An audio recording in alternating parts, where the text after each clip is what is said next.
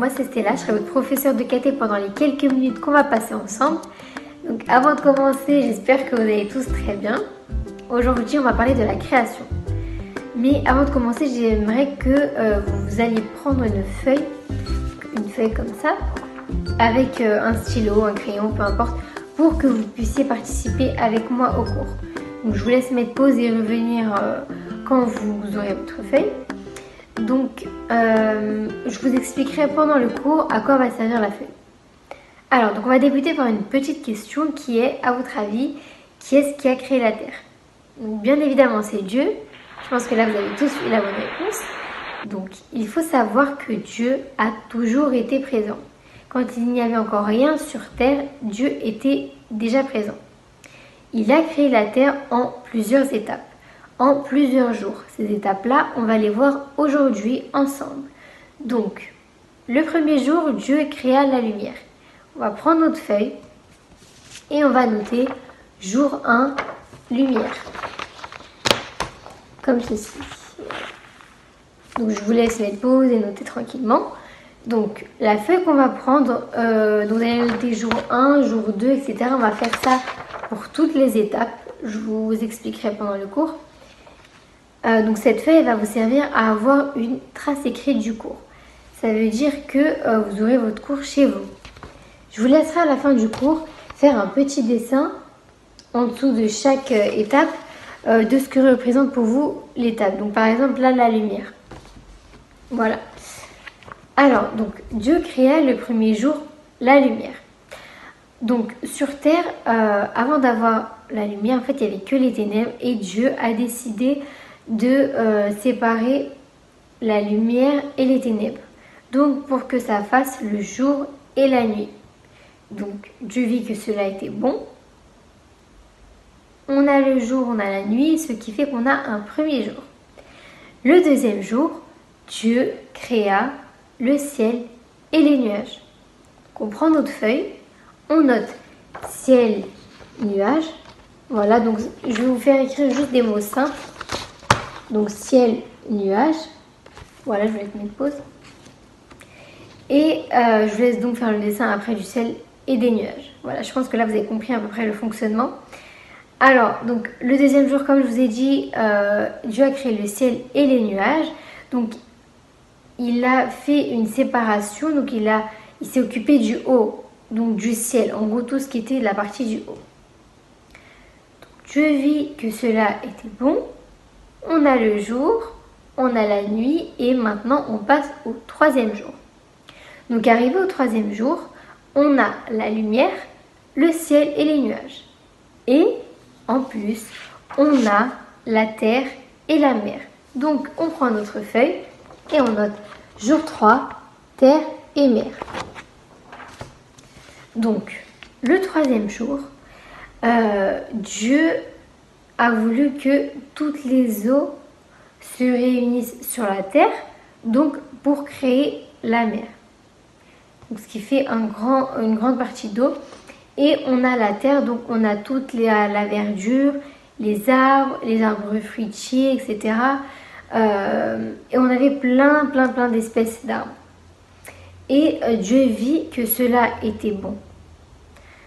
Donc, on a le jour, la nuit, on passe au quatrième jour. Donc, le quatrième jour, Dieu créa les astres et le ciel. Donc, on note jour 4, astres et soleil, pardon, j'ai dit astres et ciel, astres et soleil, pardon. Donc, les astres, qu'est-ce que c'est? Les astres, c'est les étoiles, la lune, etc. Donc ce qu'on a dans le ciel. Et donc Dieu créa également le soleil pour qu'on ait une bonne distinction de l'éclairage, on va dire, du jour et de la nuit. Donc la lune qui éclaire la nuit. Pour qu'on puisse avoir un petit peu une notion de temps, donc on puisse voir les jours, les années, etc. Donc Dieu vit que cela était bon. On a le jour, on a la nuit. Et on passe maintenant au cinquième jour. Donc, le cinquième jour, Dieu créa les oiseaux et les animaux marins. Donc, les animaux de la mer. On prend notre feuille et on note jour 5, oiseaux et animaux marins. Donc, le 5e jour, on a tous les animaux donc, qui vont voler dans le ciel, mais qui vont voler aussi au-dessus de la terre. Donc au-dessus de la terre, ça veut dire que voilà, on a des animaux qui commencent à avoir et les animaux qui sont dans l'eau, donc les animaux, les poissons, etc. Et Dieu bénit ces créatures-là. Et donc, Dieu vit que cela était bon. On a le jour, on a la nuit, on passe au 6e jour. Alors le 6e jour, c'est un jour très important. Donc le 6e jour, on a la création des animaux de la terre et la création de l'homme et de la femme. Donc on note jour 6, animaux de la terre et hommes et femmes, donc l'homme et la femme. Donc le 6e jour, Dieu créa tous les animaux, donc toutes les bestioles, les animaux, enfin les bêtes sauvages, etc. Et on a la création de l'homme et de la femme. Dieu créait l'homme et la femme à son image pour que l'homme et la femme puissent dominer toutes les créatures. Donc, toutes les créatures qui ont été créées juste avant. Et il a en nourriture aux hommes et aux femmes tout ce qu'il avait créé. Et donc la nourriture des animaux, c'était la verdure, etc. Donc voilà, donc Dieu créa l'homme et la femme et dit que cela était très bon. Le 7e jour, Dieu décida de se reposer. Donc on note jour 7, le repos. Voilà. Donc le 7e jour, une fois que Dieu a travaillé donc, pendant toute sa semaine à créer donc, la terre, le ciel, la mer, les animaux, etc., Dieu décide de se reposer et que ce jour-là, donc le 7e jour de la semaine, soit un jour béni. Voilà, c'est pour ça que le dimanche, on ne travaille pas, etc. On va à l'église, on se repose, voilà. Donc voilà, Dieu a créé la terre en 7 jours.